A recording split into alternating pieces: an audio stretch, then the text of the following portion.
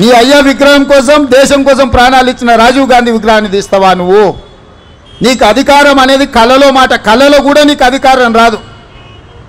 Assembly ఎన్నికల్లో 39 సీట్లు ఇస్తే పార్లమెంట్లో వస్తే 7 సీట్లలో డిపాజిట్ పోయింది, 15 సీట్లలో థర్డ్ ప్లేస్లో వచ్చిన సన్నాసి నీ పార్టీ మళ్ళీ అధికారంలోకి వస్తుందా? నీవు మళ్ళీ రాజీవ్ గాంధీ విగ్రహాన్ని తీస్తా అని మాట్లాడతావా? చింతమడకకు పోతావు బిడ్డ, నువ్వు అనుకుంటున్నావు ఈ చింతపండు అవుతుంది అక్కడికి గిన వస్తే. ఆయనకి ఇప్పుడు తెలంగాణ తల్లి గుర్తొచ్చింది. ఇన్ని రోజులు గాడిదలను కాసినవా? 10 సంవత్సరాలు తెలంగాణ తల్లి విగ్రహం పెట్టలేని సన్నాసి తెలంగాణ గురించి మాట్లాడే నైతిక హక్కు నీకెక్కడదని నేను అడగదలుచుకున్నా.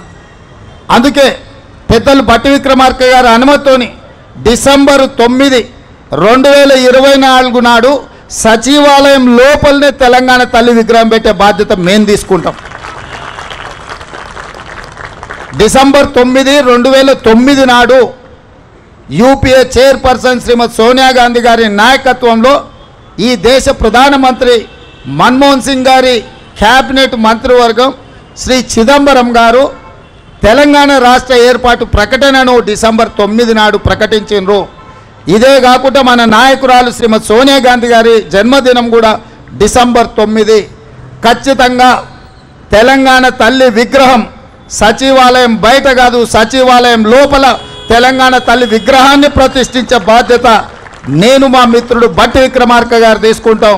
హైదరాబాద్ నగరంలో మా హనుమంతన్న నాయకత్వంలో ఈ కార్యక్రమాన్ని చేపడతాం. మా చిత్తశుద్ధిని, మా నైతికతను ఏ సన్నాసి ప్రశ్నించాల్సిన అవసరం లేదు. మీలాక మేము తాగుబోతులం కాదు, రాత్రి కోటి పొద్దున కోటి మాట్లాడడానికి, లేకపోతే మాట్లాడింది మర్చిపోయి మళ్ళీ కొత్తది మాట్లాడడానికి మేమెవరము మీలాంటి తాగుబోతు సన్నాసులం కాదని ఈ వేదిక మీద నుంచి నేను చెప్పదలుచుకున్నా.